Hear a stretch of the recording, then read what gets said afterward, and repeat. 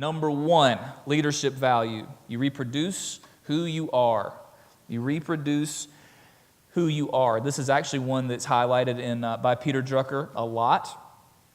We would attach character to it in a way that he doesn't necessarily. And so I give you two aspects to the idea that you reproduce who you are. And the first one is effectiveness. So that's number one on your outline. Effectiveness. If you are not effective, the people you lead will not be either. If you're not creating movement and forward progress, then the people that you lead will also not be. Here's how Drucker says it. He says that one can truly manage other people is by no means adequately proven, but one can always manage oneself. Indeed, executives who do not, and don't, when he says executive, just hear leader, and it'll transfer. Executives who do not manage themselves for effectiveness can't possibly expect to manage their associates and subordinates. Management is largely by example. Executives who do not know how to make themselves effective in their own job and work set the wrong example. In human affairs, the distance between the leaders and the average is a constant. If leadership performance is high, the average will go up. And the effective executive knows that it is easier to raise the performance of one leader than it is to raise the performance of a whole mass. He therefore makes sure that he puts into the leadership position the person who has the strength to do the outstanding. So if the average in the group that you lead is low, it could be that you need to be more effective, and that's the first place to start, and you rise the whole average up. So effectiveness. Number two is character. And that's actually where we got the phrase, you reproduce who you are. It was like one of the first conferences we went to together after planting our church. We were in, I think it was Orlando, and there was a bunch of trash was getting preached, and we were just all bitter and frustrated, and then a guy from Hawaii stands up named Wayne Cordero, and he's got this grandfatherly, laid-back island vibe. And he says, he tells this long story, and his summation of it is, you can teach what you know, but you will reproduce who you are.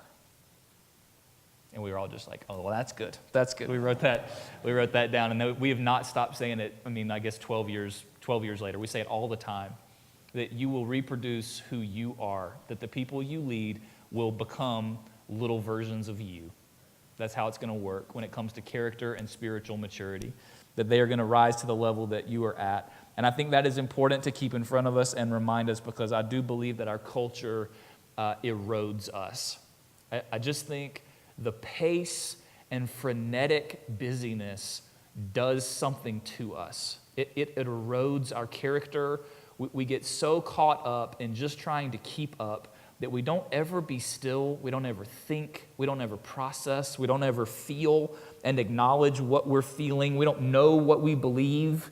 We don't know how we feel about certain things or what we think. We're just hustling to keep up. So we don't end up leading out of who we are, out of what we believe, out of character, or out of conviction.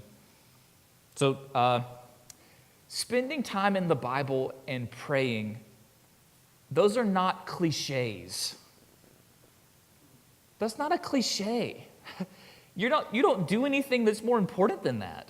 There's nothing more important in your life than that. It's not a cliche to call people to that. You're setting yourself up for a disaster if you feel like those are things that are past you. They're life for your soul.